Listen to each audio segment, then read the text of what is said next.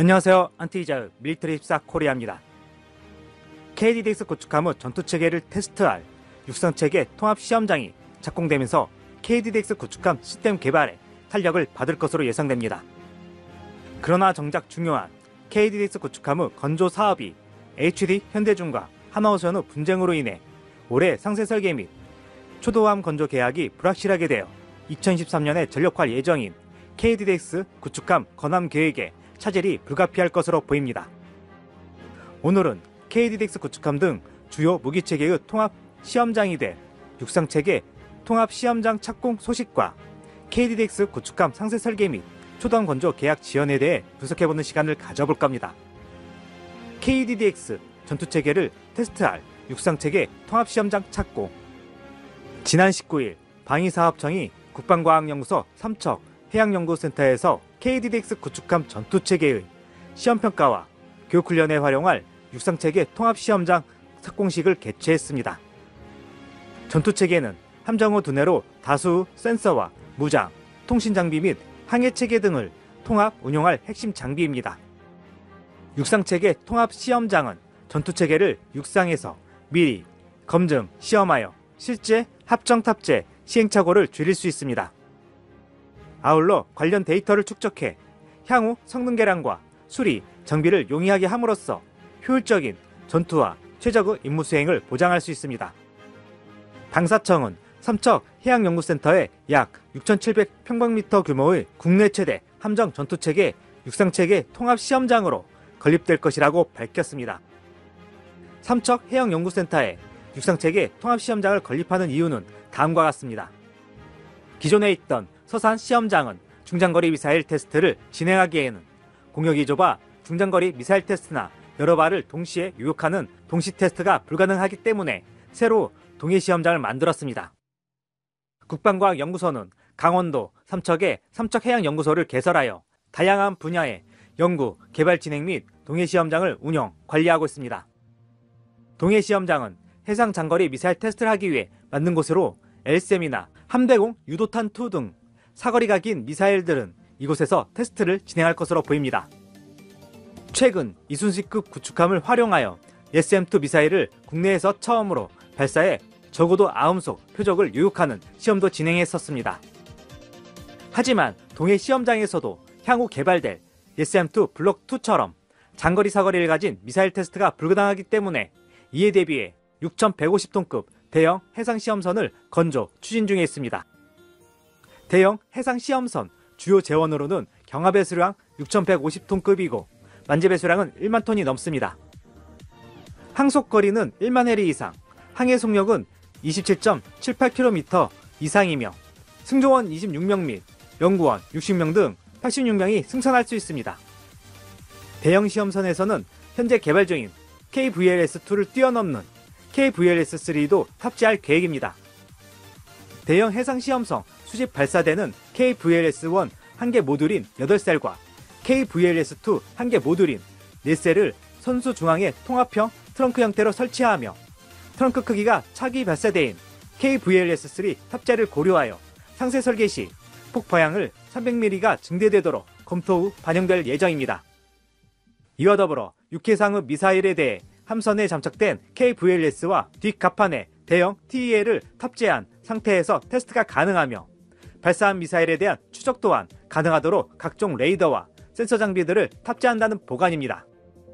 이에 KDDX 구축함에 탑재 가능한 무기체계 개발을 테스트하는데 육상체계 통합시험장과 대형 해상시험선을 통해 개발될 예정입니다.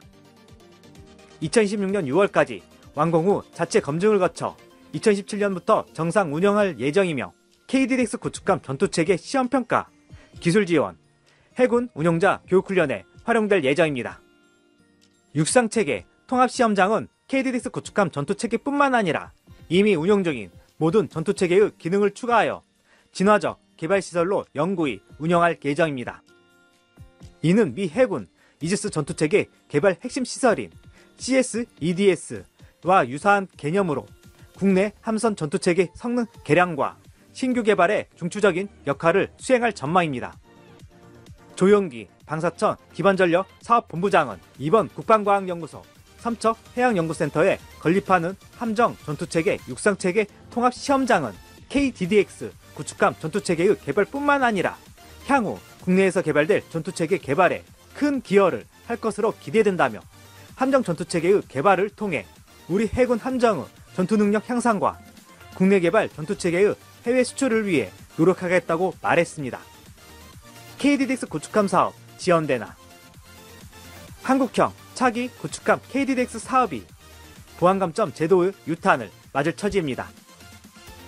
당초 7월까지 초기함 사업자를 정하겠다는 방위사업청이 수사 결과 발표 이후 사업자 선정 시기를 미룬 상황에서 경찰은 방위산업 수사인력 부족 등 각종 이유로 수사 장기화를 예고하고 있어서입니다.